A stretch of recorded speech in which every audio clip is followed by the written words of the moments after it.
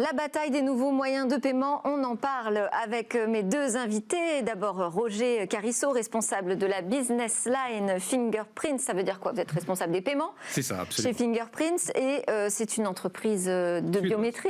Alors elle est suédoise, vous avez raison, mais qui a une envergure mondiale.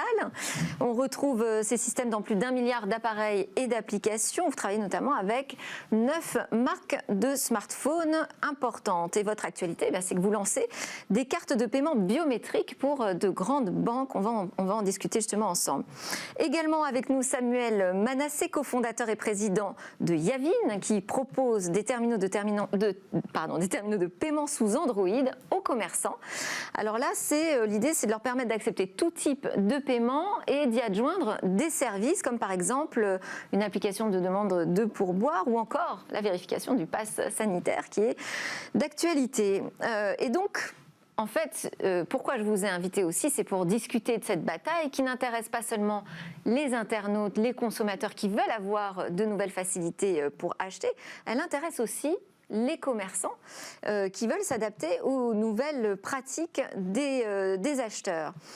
Est-ce que vous voyez ces nouveaux moyens de paiement comme une concurrence à la carte à puce qui est plutôt en bonne position en France, qui est presque en situation monopolistique aujourd'hui sur les achats, ou est-ce que c'est quelque chose qui va accompagner la carte à puce dans une révolution plus numérique?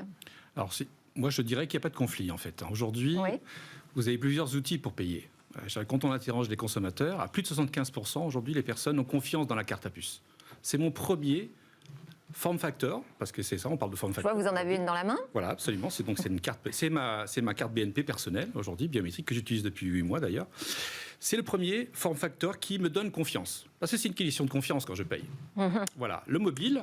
Je vais utiliser le mobile quand je fais mon jogging, par des moments, je suis en vacances, j'ai mon mobile avec moi, je vais pouvoir payer. Mais on regarde dans les transactions de paiement, aujourd'hui le mobile en Europe en tout cas, c'est encore un faible pourcentage dans les paiements. Voilà. Il n'y a pas de conflit.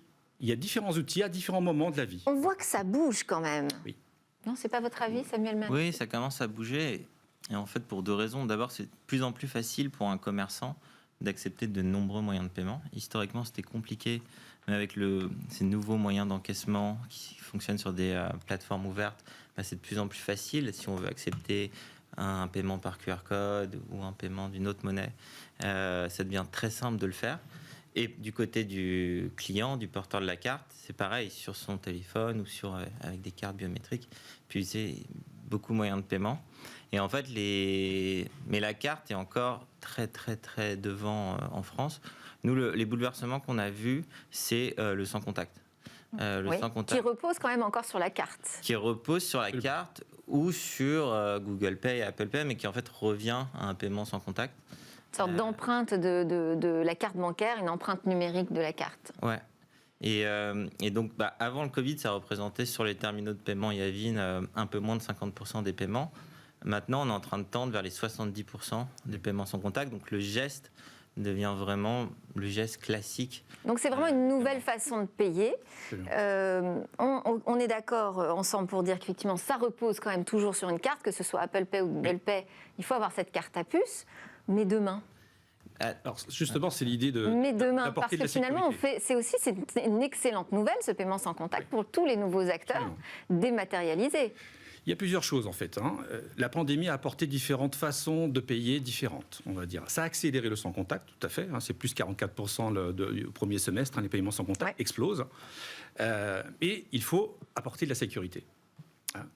La limite de paiement sans contact a été passée de 30 € à 50 € en France ou en Europe.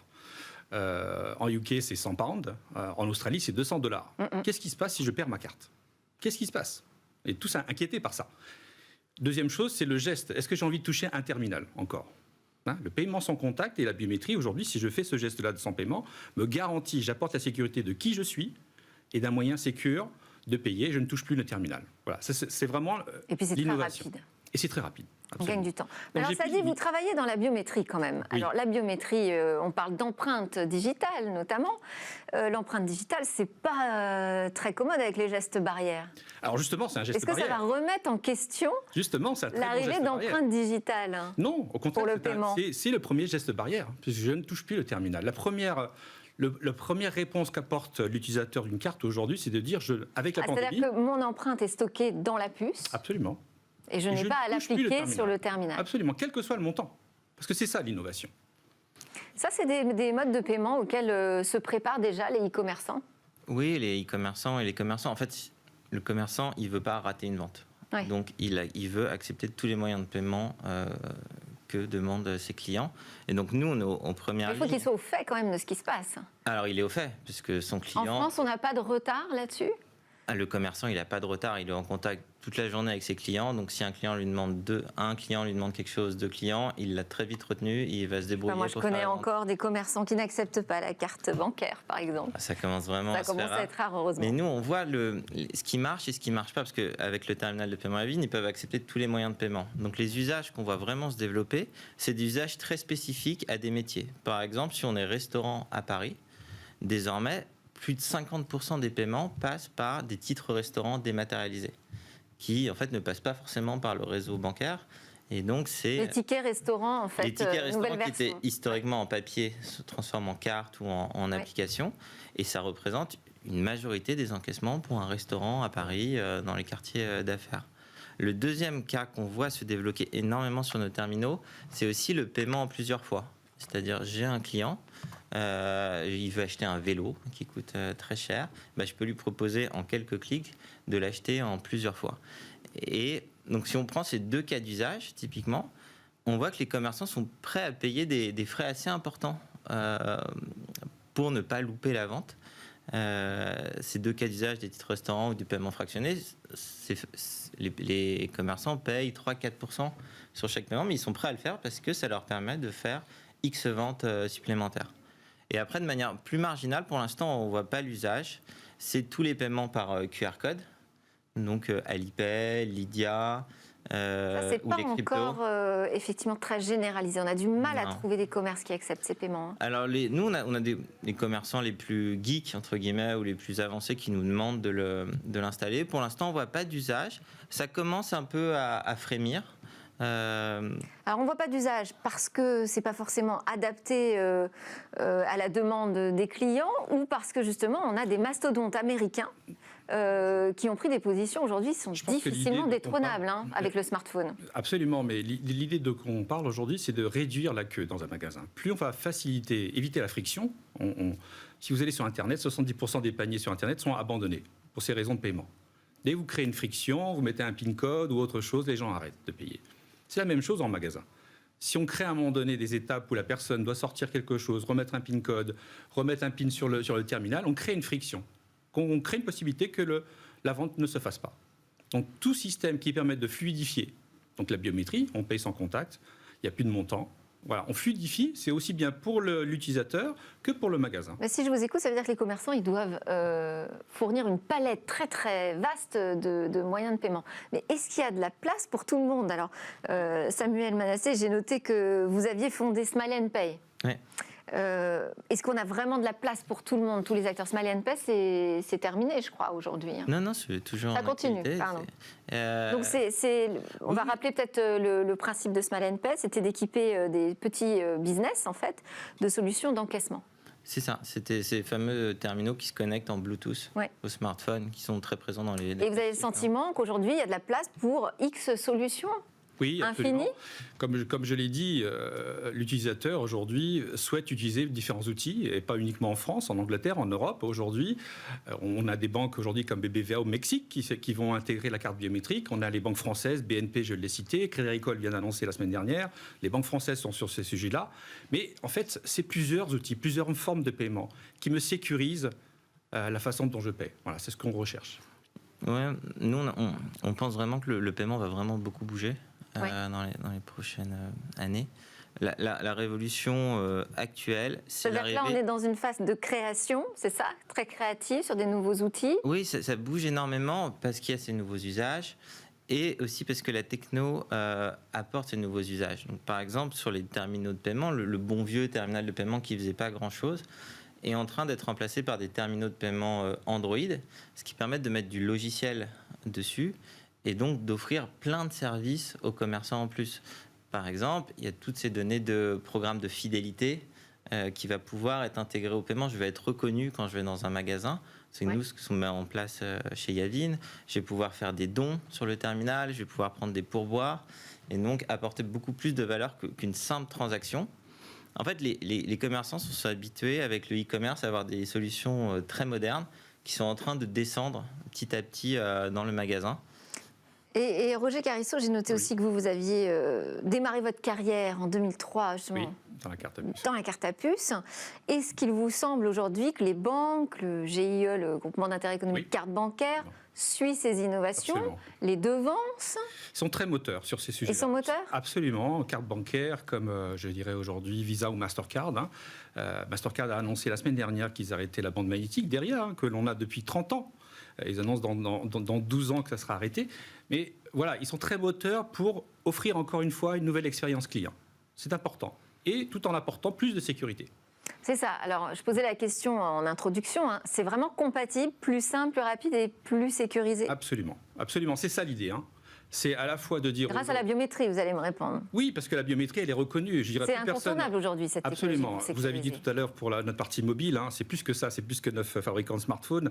On a livré plus d'1 milliard de capteurs biométriques. Aujourd'hui, on travaille avec 9 marques sur 10. Tous les fabricants de smartphones en dehors d'iPhone. C'est ce que je veux dire, il vous manque juste Apple, en fait. On travaille avec Samsung, il est grand sur ces sujets-là. Donc, aujourd'hui, plus personne ne pense mettre son PIN code sur un mobile aujourd'hui. Voilà, on est habitué à ces technologies-là. Ça pose quand même la question de la biométrie. À chaque fois que je l'adresse, pose cette question éthique, cette question aussi de sécurité, parce que finalement, on confie des éléments qui sont caractéristiques de notre personne et uniques, on les confie à des bases de données. Bon. Alors, ça peut aussi faire froid dans le dos. C'est tout à fait. C'est pour ça qu'en France, il y a un organisme qui s'appelle la CNIL qui regarde ces éléments-là, avec carte bancaire, avec les banques, comment vont être utilisées ces données-là. On est dans un système, dans une technologie, premièrement, c'est qu'une application. Je fais uniquement du paiement, contrairement à un mobile, où j'ai plusieurs applications qui tournent. D'accord ? Donc j'ai une application, une fonction. Oui. Donc je peux sécuriser uniquement cette fonction-là, ce qui est différent sur le mobile. Deuxième chose, mes données biométriques, elles sont dans la carte et elles restent dans la carte. Pour le terminal de monsieur, lui, il voit une carte passer. Mais il ne sait pas si c'est une carte biométrique, une carte classique ou autre chose. Les données biométriques de la personne, donc mes données, que je transporte depuis maintenant 8 mois, elles restent dans cette carte-là et elles ont toute la sécurité d'une carte. Comment est-ce que je vois qu'il s'agit d'une carte biométrique ? Voilà, vous avez un capteur aujourd'hui. Je ne sais pas si on peut le voir. Cette zone, voilà, comme ça, ce carré noir, Fingerprint. Nous sommes les seuls aujourd'hui Fingerprint à travailler en masse production, donc pour pouvoir intégrer ce capteur-là. Donc comme sur un smartphone, c'est la même technologie que vous avez un smartphone. Il n'y a pas de batterie dans cette carte-là. Il y a une antenne dans cette carte-là, voilà. On va le voir avec la vidéo de présentation. Voilà, absolument. Ok. Et donc les données restent dans la puce qui contient... Et alors là, n'importe quel lecteur universel de carte peut vérifier la validité. Absolument. J'étais en Italie, j'ai payé une pizzeria avec ma famille, ça fonctionne tout seul. Voilà. Très bien. En fait, la vraie révolution, si elle doit arriver, tout ça, c'est des formes facteurs qu'on paye avec une carte biométrique ou un téléphone. Oui. C'est pareil, en fait, derrière pour la partie paiement. La vraie révolution qui pousse Visa, Mastercard et CB à innover, c'est si demain, ces réseaux sont disruptés par des réseaux privatifs. Ce qui s'est passé en Asie, où les gens maintenant payent avec Alipay et WeChat, avec un paiement. En fait, il y a un autre tiers de confiance qui s'est imposé. Il y a un autre tiers de confiance. Il y a la DSP2 qui arrive avec la directive européenne sur les paiements qui permettent de faire un paiement de compte à compte. Il y a les cryptos, la blockchain qui pourrait aussi disrupter Visa Mastercard. Il y a beaucoup de choses qui se mettent en place. Et en fait, la conclusion, c'est que pour les commerçants, ça va devenir très facile de switcher d'un moyen de paiement à l'autre. Pour les utilisateurs aussi. Et à la fin des fins, c'est l'utilisateur qui va décider qui va gagner. Et il faut qu'il ait un intérêt à utiliser le moyen de paiement. Comment les commerçants aussi réagissent face à la question de la fraude ? Parce que plus on a de moyens de paiement à gérer, finalement, plus on a de moyens de paiement aussi à sécuriser. Bien sûr. Sur le paiement de proximité, c'est-à-dire sur un terminal de paiement, la fraude est vraiment très faible. Et d'ailleurs, le paiement est garanti concrètement par le réseau carte bancaire. Donc, quand il y a marqué paiement accepté sur le terminal, le commerçant est certain d'être payé. Et sur Internet... Y compris via Apple Pay, y compris si ça passe par une application, un wallet. Exactement. est vraiment garanti d'être payé. Et c'est le seul truc qui est important pour lui. Il ne veut pas que la personne parte avec la marchandise sans recevoir l'argent. C'est moins le cas s'il s'agit d'un porte-monnaie purement électronique. Il faudrait voir au cas par cas, selon le portefeuille électronique. On peut faire une réponse générale. Mais par contre, l'enjeu est plus important en e-commerce, où il faut gérer à la fois le taux de conversion sur le site et la sécurité. Et donc, par exemple, il y a le 3D Secure qui est devenu obligatoire. Donc, le fait de recevoir un SMS pour valider son paiement, pour que le paiement soit garanti. Et la biométrie, parfois, on demande le paiement en ligne, on demande de mettre son doigt sur le smartphone pour pouvoir payer en ligne également. Alors la biométrie, c'est pas que l'empreinte digitale. Absolument. On a vu justement chez vos amis Apple disparaître l'empreinte digitale au profit de la reconnaissance faciale. Oui. Alors l'iPhone 13 revient avec un fingerprint capteur. Donc voilà, c'est aussi... Vous en déduisez que... Ben oui. Ça ne fonctionnait pas forcément toujours très bien. Quand vous avez un masque, c'est difficile aujourd'hui. Ah, ça ne marche pas, c'est assez énervant. Ouais. Voilà, c'est effectivement. Mais voilà, encore une fois, c'est les utilisations qui vont être importants. C'est l'expérience utilisateur dans un magasin. C'est comment je peux fluidifier et apporter la sécurité dans cette approche de paiement. Voilà. Mais si je vous écoute, on reste toujours quand même centré sur cette carte à puce. Oui, parce que, encore une fois... On n'aura pas de révolution de ce côté-là, selon vous. Plus de 75% des gens font confiance à cette carte-là. Aujourd'hui, toutes les fintechs, aujourd'hui... Et y compris les commerçants. Oui. Les fintechs aujourd'hui, ça rassure. Les fintechs comme Revolut ou même N26, aujourd'hui, la première chose qu'elles font quand elles ouvrent un compte à un client, elles leur proposent des cartes à puce. Mais alors je ne sais pas si... Parce qu'en introduction de l'émission, on parlait aussi des crypto-monnaies. Je ne vous ai pas encore entendu l'évoquer. Ouais, alors les crypto-monnaies, ça fait partie des choses qui frémissent. Alors le Bitcoin, qui avait été créé comme un moyen de paiement, en fait, est plus devenu un actif qui protège contre l'inflation que comme un moyen de paiement.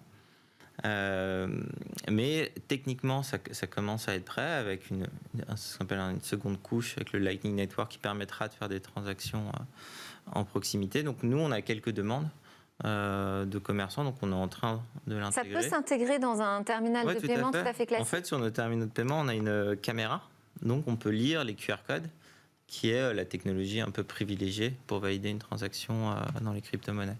Donc ça arrive, mais une fois de plus, c'est l'utilisateur final qui décidera. Parce qu'en fait, quand on a des bitcoins, en général, on veut les garder. Parce qu'on pense que ça va prendre de la valeur. Oui. Donc on ne veut pas les dépenser. C'est bête. Mais parce que c'est quand même quelque chose qui est en train de bouger là-dessus. Hein. C'est en train de passer à, justement, là, c'était une fondation qui expliquait que ça permettrait de débloquer des nouvelles sources de financement, des nouveaux types de dons. On voit, il y a PayPal aussi a fait une annonce en disant que maintenant sa plateforme permettrait d'acheter, de revendre de la crypto-monnaie. Alors on ne peut pas encore payer en crypto-monnaie avec PayPal, mais on voit bien que ça arrive. Oui. La même question, nous également, on travaille sur des projets sous format carte, aussi sur des crypto-wallets, de la même façon. On réfléchit à des projets même en Chine. Ça, c'est pour la sécurisation, en fait. Absolument, parce que les crypto-wallets, il faut être certain qui est derrière. Ouais. Qui est derrière? Est-ce que je suis certain de la personne? Donc le canal de paiement en lui-même, il est établi, mais qui va faire cette transaction? Est-ce que c'est bien la personne qui possède les bitcoins aujourd'hui? C'est ça l'origine. Donc on revient sur un format carte. On travaille en Chine pour le digital monnaie également. Hein. C'est aussi des enjeux européens, mais également chinois ailleurs. Hein. Mais on revient sur des formats cartes aujourd'hui qui sont quand même aujourd'hui, encore une fois, celui qui donne confiance et qui est établi aujourd'hui. Vous vouliez ajouter quelque chose, Samuel Manassé? Non, moi je ne suis pas persuadé que dans 3 ans il y aura encore des cartes en plastique. Je pense qu'elles seront encapsulées dans notre smartphone et qu'il y a d'autres moyens de valider. Et encapsulées, elles pourraient l'être encapsulées par naissance, je veux dire nativement. C'est-à-dire qu'on n'ait plus du tout besoin du support matériel et physique. Il y a des néobanques qui font une empreinte numérique. Il y a des néobanques qui font déjà ça en fait, où pour avoir la carte plastique il faut payer, mais on peut avoir une carte Apple Pay gratuite. Mais une fois de plus, tout ça n'est qu'un form factor qui, pour l'instant, le plus utilisé. Oui. Ce qui compte derrière, c'est la technologie. C'est-à-dire, est-ce que ça passe par les réseaux qu'on connaît tous, CB, Visa, Mastercard, ou par d'autres réseaux? C'est là Pour l'instant, ça semble assez verrouillé quand même. Pour l'instant. Parce que c'est l'utilisateur. Ce message-là, dans 3 ans, je l'entends depuis 20 ans. Ça fait 20 ans que je suis dans le domaine de la carte à puce. Ça fait 20 ans qu'on dit effectivement la carte est morte, la carte est morte. C'est encore le moyen privilégié des Français et des Européens pour payer. Bon, je vous invite dans 3 ans tous Voilà. les deux. Merci beaucoup. Merci Samuel Manassé de Yavin et Roger Carisso de Fingerprints.